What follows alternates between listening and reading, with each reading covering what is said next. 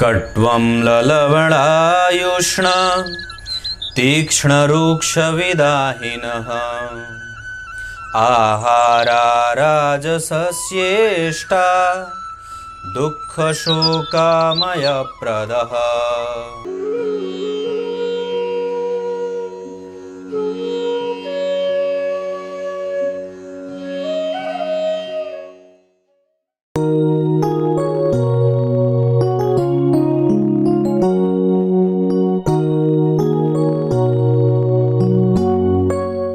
प्रिय दर्शकों नमस्कार, एक बार फिर से उपस्थित हूँ आप सबके सामने। बुधवार के कार्यक्रम में नवांश कुंडली के पंचम भाव के बारे में जानेंगे। इस कार्यक्रम में आपको मैं बात बताऊं, प्रत्येक दिन के कार्यक्रम को देखने के बाद अवश्य ही जय श्री कृष्णा लिखा करिए। बहुत अच्छी बात है कि जब कभी लोग मेरे यहाँ फ़ोन करते हैं या जब कभी कुछ व्हाट्सएप पे लिखते हैं तो सबसे पहले उधर से जय श्री कृष्णा लिखते हैं। मुझे बड़ा अच्छा लगता है और ये हमारे यहाँ का टैगलाइन हो गया है कि जब कभी उधर से कोई फ़ोन भी करता है तो सबसे पहले भगवान का नाम लेता है। बहुत अच्छी बात है और मुझे बड़ा अच्छा लगता है। शुरू करते हैं आज का कार्यक्रम। और रविवार के कार्यक्रम के लिए आप लोग अपना डेट ऑफ बर्थ वगैरह ज़रूर लिखिए अपने प्रश्न के साथ, ताकि रविवार के कार्यक्रम में कुंडलियाँ शामिल की जा सकें फ्री कुंडली के लिए।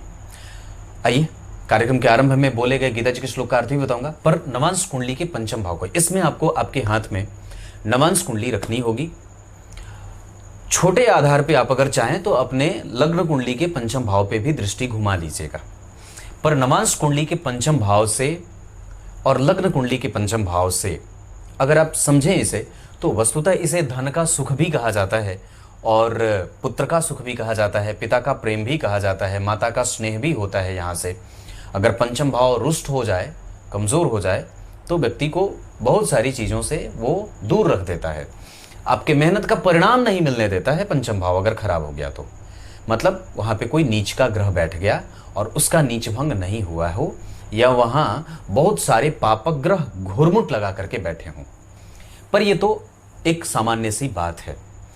पर वस्तुतः मैं जो आपको आज बताने की कोशिश में हूँ कि नवांश कुंडली के पंचम भाव से, ध्यान से देखिए मेरी तरफ, नवांश कुंडली के पंचम भाव से अगर वो भाव जितना ही बढ़िया बना है, जितना बढ़िया का मतलब कि कोई शुभ ग्रह इसे देख रहा हो, कोई एक शुभ ग्रह यहाँ बैठा हो, दो अच्छे ग्रह परम मित्र जैसे गुरु और सूर्य यहाँ बैठे हों, यहाँ का अधिपति यहीं बैठा हो, इस पे कहीं से भी शनि की दृष्टि न पड़ती हो, अगर वो इस भाव का अधिपति शनि है तो वो यहीं बैठा हो, पीछे आगे कोई पापक ग्रह न बैठे हों, इस भाव के अधिपति जहां कहीं भी बैठे हों उसके आगे पीछे कोई भी पापक ग्रह न बैठा हो।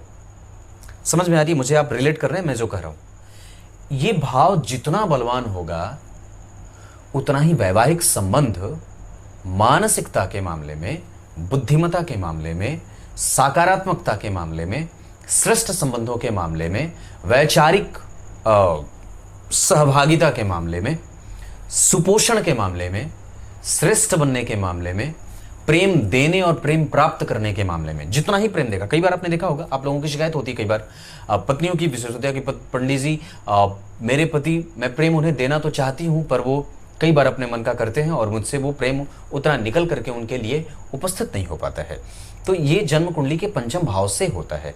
अगर आपकी कुंडली में पंचम भाव पीड़ित है या पंचमेश पीड़ित है या पंचम भाव खराब है, कमजोर है, दुष्ट है, या दुष्ट स्वभाव को लेकर के आपके कुंडली में बैठा हुआ है, अच्छा नहीं बैठा है, कुछ अच्छे नवांश में नहीं है, शत्रु के नवांश में है, तो वो न तो आपको प्रेम देने देगा और न तो आपको प्रेम प्राप्त करने देगा। ये दोनों ही खटपट की स्थिति बन जाती है। लेकिन अगर पंचम भाव बहुत अच्छा बैठा है तो ये बिगड़ते हुए वैवाहिक माहौल को इस भाव के अधिपति जब कभी भी अपनी दशा में आते हैं तो नर्चर कर देते हैं, ठीक कर देते हैं। लेकिन अगर जो पंचम भाव बिगड़ा है, जैसे यहां कोई नीच का ग्रह बैठा, पाप कर्त्री लगा है इस भाव में, या इस भाव का अधिपति जहां बैठा है वहां वो अस्त हो रहा है, या फिर वो अच्छे यहां पे शत्रु के घर में कोई ग्रह बैठ गया, इस भाव का अधिपति 8वें 6वें 12वें बैठ गया, ये इस भाव पे खाली क्रूर और पापक ग्रह की दृष्टि पड़ जाए, शनि यहां से देख लिए, राहु यहां से देख लिए, मंगल यहां से देख लिए, केतु यहां बैठ गए, इस भाव के अधिपति के ऊपर शनि मंगल राहु केतु की दृष्टि पड़ गई, या वो ग्रह कमजोर है। परंतु अगर यहां कोई ग्रह नीच का बैठा है, मान लीजिए शनि नीच के बैठे हैं और लग्न कुंडली में भी शनि नीच के यहीं बैठे हैं, तो निस्संदेह थोड़ी बहुत परेशानी के साथ ये ग्रह आपकी कुंडली में अच्छा परिणाम देगा। मतलब आपको विवाह तोड़ने के बारे में विचार बिल्कुल भी नहीं करना चाहिए। और मैं जहां तक समझता हूं कि एक बहुत अच्छे पंचम भाव की स्थिति जन्म कुंडली के किसी भी भाव के लिए आप अगर बचाने की कोशिश में लगे रहेंगे तो विवाह अवश्य बच जाएगा। अगर आप उसे वक्त देना चाहते हैं तो बिल्कुल दे लीजिए। आपको अब जैसे होता है कई बार दशाएं खराब चलती हैं तो सामने वाला भी बुरा सोचता है आपके बारे में और आप भी बुरा सोचते हैं आपके बारे में। पर कई बार जब पंचम भाव बहुत अच्छा बना हुआ हो तो निस्संदेह ही आपके विवाह को बचा देता है और श्रेष्ठ संबंधों को कायम करने में मदद करता है। पंचम भाव की उपादेयता इसी बात पर सिद्ध हो जाती है कि आपकी कुंडली के पंचम भाव के अधिपति कितने श्रेष्ठ और मजबूत बने बैठे हैं। जितनी ही पंचम भाव की आधिकारिक रूप से पुष्टि मजबूती के तौर पे होती रहेगी, उतना ही वो आपके वैवाहिक संबंधों को और किसी भी व्यक्ति के साथ आपके संबंधों को पुनर्परिभाषित हमेशा ही करता रहता है श्रेष्ठता के तौर पे। हमेशा उसमें जीवन के नए नए आयाम स्थापित होते हैं सकारात्मक। आप कभी भी एक दूसरे के बिना नहीं रह सकते, आप कभी भी एक दूसरे के भावों को नजरअंदाज नहीं कर सकते और कभी भी आपके अंदर कोई भी कुपोषित भाव उत्पन्न नहीं होता है। ये बात हमेशा ही समझने वाली है। अब आइए आपको गीता मतलब कहने का अर्थ है कि ये जितना बढ़िया होगा उतना ही दाम्पत्य अच्छा होगा, उतना ही प्रेम अच्छा होगा, उतना ही सुपोषण अच्छा होता रहेगा, उतने ही आपके संबंध उच्चतम स्तर तक स्थापित होते रहेंगे। और अगर जो पंचम भाव खराब हो गया तो विवाह को कमजोर करता है और विवाह को चलने में दिक्कत देता है। आप लोग एक दूसरे पे संशय करने लगते हैं, संदेह की स्थिति उत्पन्न होती है और कई बार विश्वसनीयता बिल्कुल ही कमजोर हो जाती है। तो पंचम भाव का नवांश कुंडली के मजबूत होने के लिए अत्यंत आवश्यक है। ये द्वितीय भाव का चौथा होता है और अष्टम स्थान का 10वां होता है। इस वजह से यहां पे बहुत ही गंभीर चिंतन मनन की भी आवश्यकता होती है कि कुछ भी निर्णय लेने जा रहे हैं, क्योंकि ये पंचम भाव परिणाम का भी होता है, किए गए पराक्रम के परिणाम का भी भाव होता है। तो आप यहां पे अगर थोड़े बहुत कमजोरपन से भी आपकी कुंडली में भाव कमजोर है या वो ग्रह अगर एक्टिव है, अगर वो बीत रहा है तो थोड़ा रुक जाइए। जैसे मान लीजिए अगर ये भाव कमजोर है और वही भाव आपकी कुंडली में एक्टिव भी है या उस भाव के अधिपति की दशा चल रही है तो बाबूरे थोड़े दिन की दूरी बना लो।